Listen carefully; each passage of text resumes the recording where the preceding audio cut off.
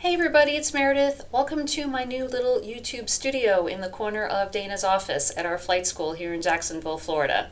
So with the help from some cheap furniture from IKEA and a little bit of paint from Home Depot, we managed to doll it up. So I hope you enjoy. So today's video is about how to save money on flight training. Now, the first thing you have to remember is that learning how to fly is inherently expensive. There is no easy way to get around this. Between the cost of aircraft ownership, maintenance, fuel, insurance, hangar and office space, it's just a very expensive hobby or career. There's really no way of getting around that. But there are some things that you can do to minimize those costs, and that's what we're going to talk about today. All of the tips that I'm going to give in this video, I'm going to provide a detailed description of each with a bunch more information and links in a blog post on my website. So I will put a link to that in the description so you can check that out when you're done watching the video. One of the main things that you can do to save money on flight training is to not get a loan. Interest is very, very expensive, and there's no guarantee that you are going to be able to get a job at the end of your training program. Now, I'm making an assumption here that most of you who have considered getting a loan to pay for your flight training program would only do that if you thought you could get a job flying at the end of the flight training program. Pretty rare for folks to get a loan to do flight training as a hobby, but I'm sure there are people who do that. But I think most people who consider getting a loan are doing it because it's like an investment in a new career, which is understandable. But there are some important things you have to consider about that choice when it comes to flight training. There is no guarantee that you're going to get a job at the end of this road. And there's lots of things that could happen along the way that could prevent you from getting a job, not the least of which is an unfortunate medical situation. If you lose the ability to fly, now you are not going to be able to make money flying, and now that big loan that you took out to pay for your flight training, you're going to have a hard time paying it off unless you get some job outside of aviation. So I would really discourage you folks from thinking about getting a loan to pay for your flight training. If you currently have a job, keep it. Don't quit your job to go to flight school. Keep working. In 2 years or less, almost anyone with a full-time job can save enough money to earn a private pilot certificate. Plus, the self-discipline you practice by saving will make you a more confident pilot in command. Stop spending so much money on stuff like fast food, coffee, tobacco, alcohol. All of these things cost an incredible amount of money, and if you would put that cash in the bank, you'd be amazed how much money you would have for flight lessons. Consider purchasing an airplane and learning to fly that airplane and earning all of your hours through your flight instructor certificate, and then either keeping the airplane and using it to instruct or selling it for about what you paid for it. Buying an airplane is a lot like buying a house and not so much like buying a car. Airplanes, if you take care of them, tends to retain their value. Some can even appreciate like a house, but they're not going to fall off the cliff with depreciation like a car. So an airplane can be a good investment for the right person, but there's also lots of considerations. So definitely check out the blog post for more information. Be diligent with your home studies and come to your lessons prepared.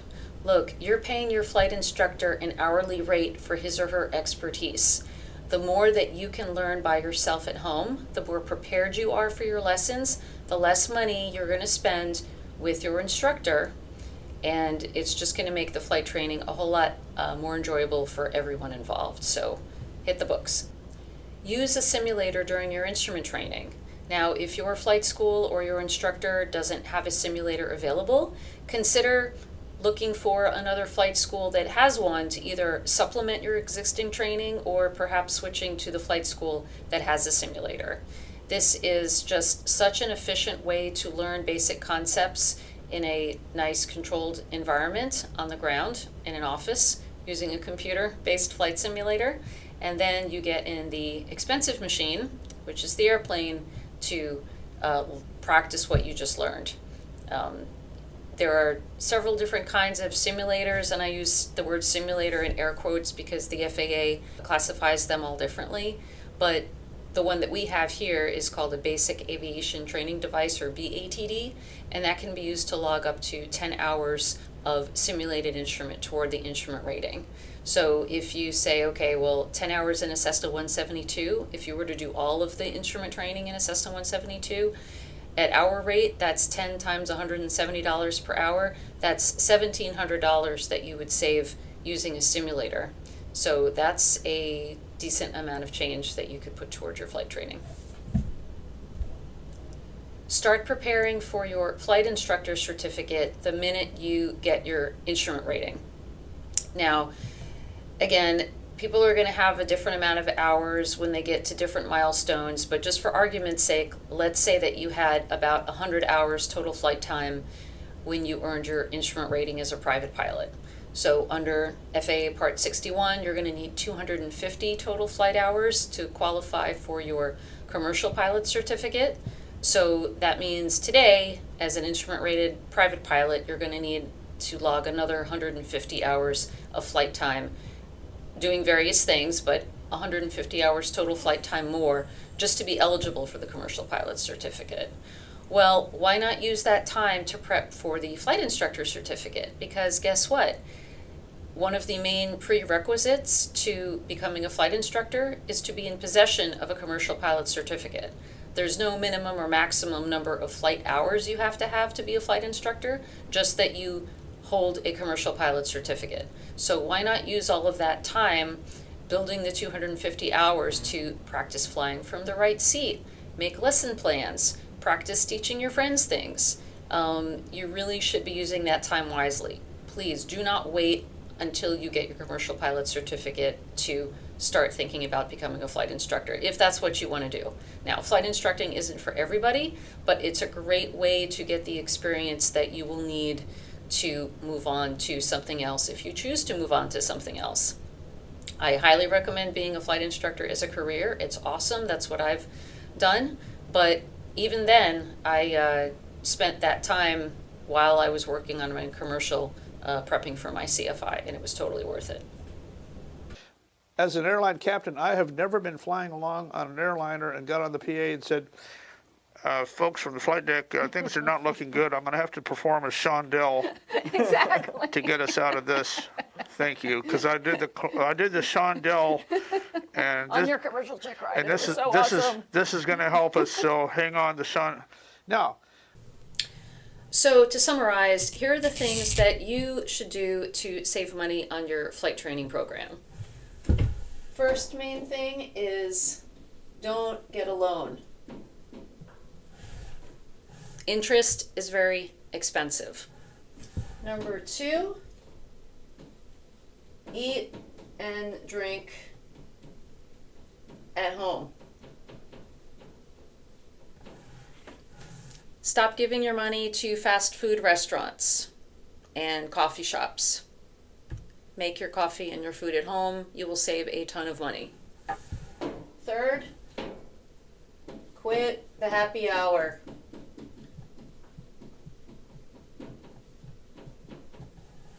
Now, when I was in my 20s, I would go to happy hour with my friends. That was a long time ago, but I remember at the time, like in Washington, D.C., in a big city, you could spend $8 to $10 on a beer.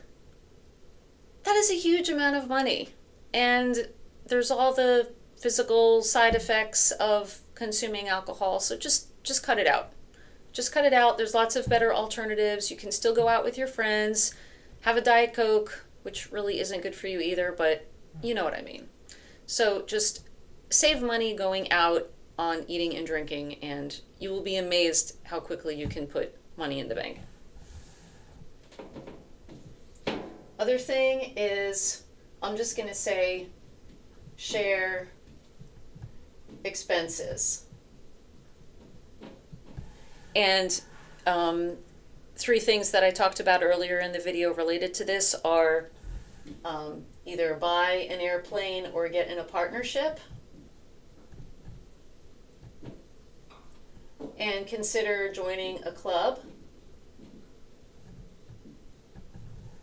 Another thing that you can do while you're working on your instrument training is you can fly with another rated pilot to act as your safety pilot. So I will put, again, lots of detailed information on this in the blog post, but if you're working on your instrument rating under Part 61, you need 40 hours of simulated instrument time total.